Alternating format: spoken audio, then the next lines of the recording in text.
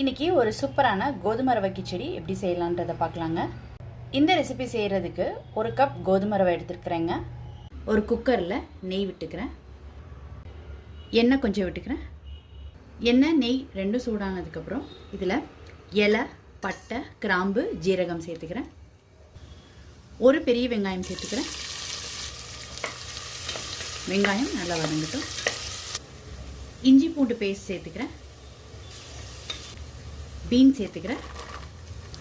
Carrot, sweet corn, green peas சேர்த்துக்கலாங்க. நான் வந்து ட்ரைட் பீஸ் ஊற வச்சுருந்தது சேர்த்துக்கிறேன். காயெல்லாம் கொஞ்சம் வதங்கினதுக்கப்புறம் தக்காளி ஒன்று சேர்த்துக்கிறேன். இதில் ஊற வச்சுருந்த பாசி பருப்பு சேர்த்துக்கிறேங்க. அரை டம்ளர் பாசி பருப்பு சேர்த்துக்கிறேன்.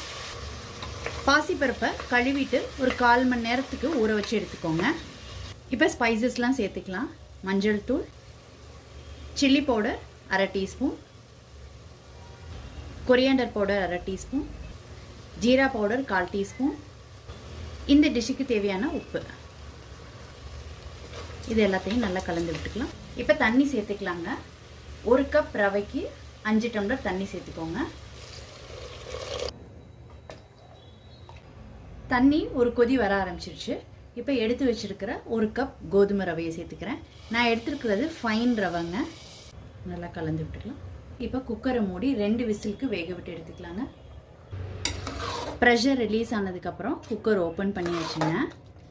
நல்லா வெந்துருச்சு ரவை. இந்த கிச்சடிக்கு ஒரு தாளிப்பு கொடுத்துக்கலாங்க. நெய் விட்டுக்கிறேன். இதில் கடுகு, ஜீரகம் சேர்த்துக்கிறேன்.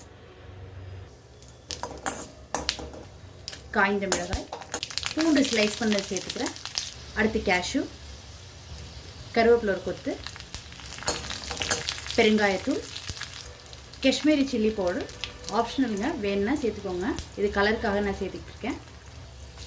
1/2 டீஸ்பூன் சேர்த்துக்கிட்டுருக்கேங்க. இப்போ தாளித்ததை குக்கரில் உள்ளதோடு சேர்த்துக்கிறேங்க. இது நல்லா கலந்து விட்டுக்கலாம். ஃபைனலாக இதில் வறுத்த நிலக்கடலை சேர்த்துக்கிறேங்க. இது ஆப்ஷனல், நீங்கள் விருப்பப்பட்டால் சேர்த்துக்கோங்க.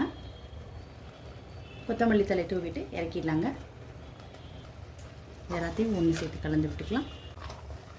ரொம்ப சூப்பராக ஒரு அருமையான ரவா கிச்சடி ரெடி பண்ணியாச்சுங்க.